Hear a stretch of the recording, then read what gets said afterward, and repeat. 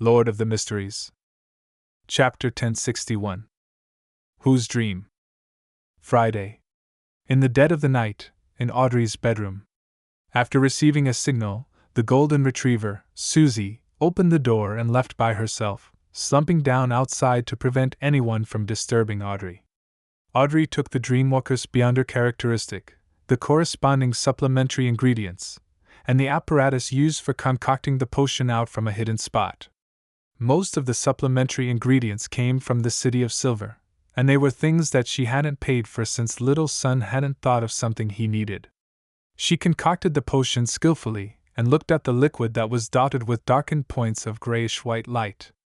She took a step back, clasped her hands, and placed them in front of her mouth as she chanted softly, "The fool that doesn't belong to this era." Just as her prayer ended, countless figures in an indescribable form appeared in front of her. They quickly swam and meshed with one another as though they were active in the sea. Above the sea were 7 pure beams of differently colored light that seemed to contain infinite knowledge. Above these 7 lustrous brilliances was an endless grayish-white fog. And above that was a towering and magnificent palace. At that moment, the door to the palace opened as a figure formed from golden light spread out its 12 pairs of wings formed from scarlet flames and flew down, landing in front of Audrey. The 12 pairs of fiery wings were layered as they wrapped the blonde, green-eyed girl into an embrace. Such a scene only lasted for a second or two before vanishing. It was as if she was hallucinating, but Audrey always had the feeling of being immersed in this kind of holy and lofty feeling. She calmed down and sincerely thanked Mr. Fool. With Angel's embrace, she could maintain lucidity in her dream and wake up whenever she needed to. She didn't have to worry about being engrossed in her dreams and being unable to extricate herself.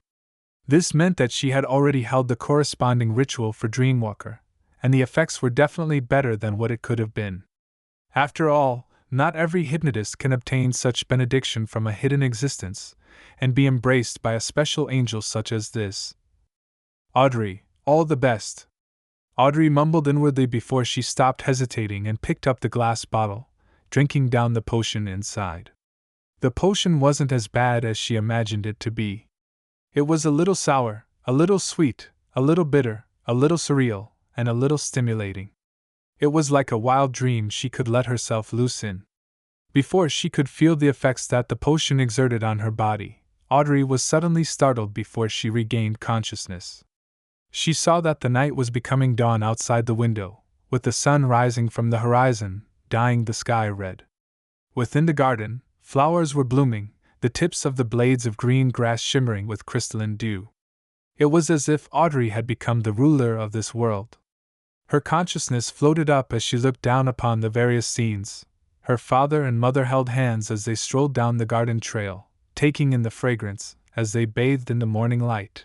Having worked through their differences, her 2 brothers, Hibbert and Alfred, rode on horses and brought servants along with them. Laughter accompanied them as they entered the woods, competing against each other for a more successful hunt. The ambassadors or special representatives of the various countries like Fay Sac, Intis, and Fainapotter signed an agreement at Lone Sodila Palace, announcing to the world that a war wouldn't happen, thus dispersing all the dark clouds in the sky. The smog situation in Backland improved. Every company's factory had passed the double review of the Alkaline Industry Inspector and National Atmospheric Pollution Council, and they had promoted such standards to other countries.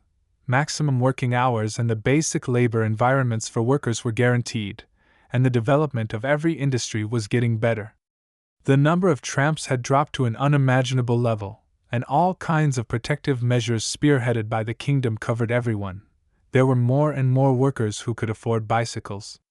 On the streets, the bicycles clustered together like a huge army, driving in different directions amidst ringing sounds. Children didn't need to work in factories at a young age. They could giggle and fool around, running into classrooms with tables and chairs. Inside, they flipped open their textbooks and began listening attentively. If they didn't wish to study, it was solely of their own choice, not because they lacked the conditions. Women were no longer discriminated against due to their gender. Even a laundry maid could rely on studying to obtain knowledge and find better jobs. There were reporters, teachers, policewomen, soldiers, miners, and civil servants, seen in every walk of life. All kinds of mechanical items appeared on the streets and alleys, bringing the people convenience and joy. In the square in front of the Evernight Cathedral, pigeons flew up and landed. People were either sitting or playing the accordion, fully enjoying their lives. This was Audrey's dream for the future. Unaffiliated Beyonders didn't have to worry anymore. As long as they received a checkup of their physical-mental condition, they could walk openly and use their Beyonder powers to earn money in a legal way.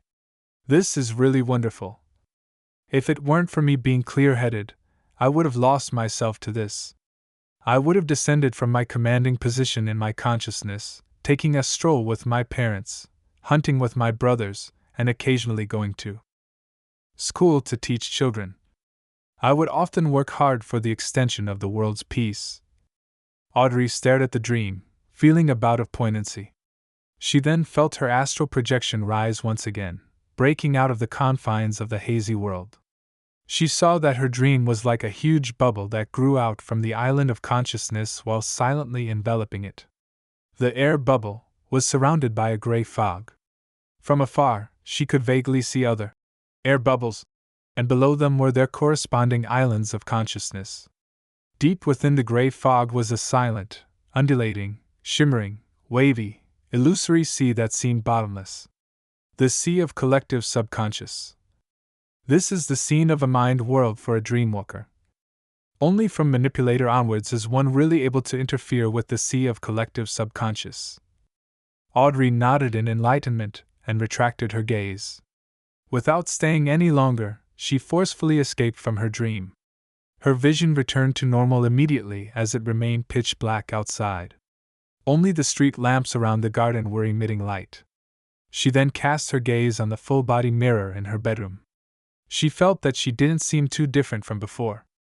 Only when she observed carefully did she realize that her pair of green eyes were becoming more limpid and deeper, as though they could reflect the souls of others. Closing her eyes and taking in the knowledge brought by the potion, Audrey quickly grasped the core power of Dreamwalker. By guiding and controlling a dream, she could obtain information and affect the enemy.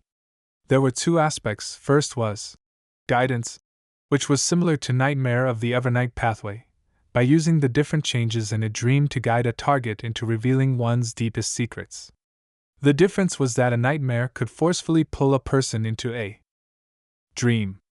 However, dreamwalkers weren't capable of doing so unless they were combined with hypnosis. The second was alteration. By modifying a target's dream, one could influence a target over a long period of time, changing them and making them do things they wouldn't usually do without them realizing it. The principle behind such an alteration used the dream as the incisive points and the astral projection as a point of leverage, contaminating the target's soul body before affecting the body of heart and mind, planting it deep in the subconscious. Compared to directly using hypnosis, a control that stemmed from dreams was more mild and furtive, making it difficult to be noticed and suitable for targeting targets at a higher level. From the looks of it, most matters that involve love at first sight might have had a few hidden cases that were a result of dream alteration. Yes, amongst many popular best-selling novels, the female lead often dreams of a figure and spends a beautiful, romantic time with him. Therefore, when they encounter the male lead who's similar to the figure in their dreams, they will quickly succumb to them and have a strong penchant for love. Audrey recalled the novels she read in the past and suddenly found it amusing. To her, be it guidance or alteration, they weren't an essential enhancement over hypnosis. Instead, there was another beyonder power that she liked even more. It was dream traversal. This made her body turn incorporeal as if she was an elf in a dream, or a dreamwalker. Not only could she directly hide in someone else's dream, but she could also jump from a dream to another dream, completing a blink, in the physical sense. The restriction of such traversals was that the distance between two dreams couldn't exceed 500 meters, and they had to belong to intelligent creatures. In special environments, this can effectively hide myself. Why didn't Vin Rambus directly affect me through dream alteration? Because this place is protected by the church? The Evernight pathway is also skilled in the domain of dreams, Audrey thought as she began converging her spirituality. In the ancient palace above the fog, along the long bronze table, Klein sat a few seats diagonally across from Leonard. Why are you suddenly looking for me? Leonard leaned back in his chair and asked lazily. Regardless, he still remembered that this place belonged to Mr. Fool, so he didn't dare appear too casual. Klein glanced at him and said, I need your help with something. You need my help? Leonard pointed at himself and asked in surprise, Are you referring to Pallas? He didn't think he could help a demigod like Klein.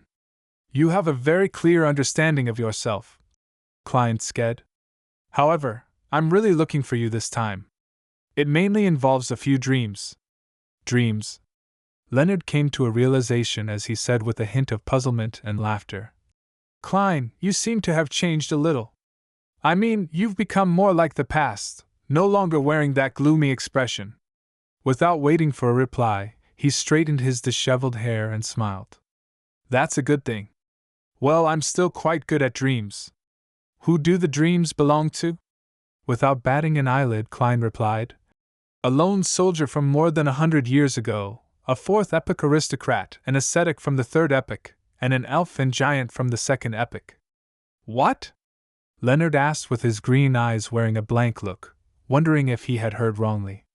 Ignoring the elves and giants from the second epoch, even the nobles of the fourth epoch had to be from particular beyonder pathways, and to have become saints before they could survive to this day. It can't be that they're all angels aside from that lone soldier, right? Entering the dream of angels. I think it's better to find old man. Leonard's thoughts churned instantly as though he was in a dream.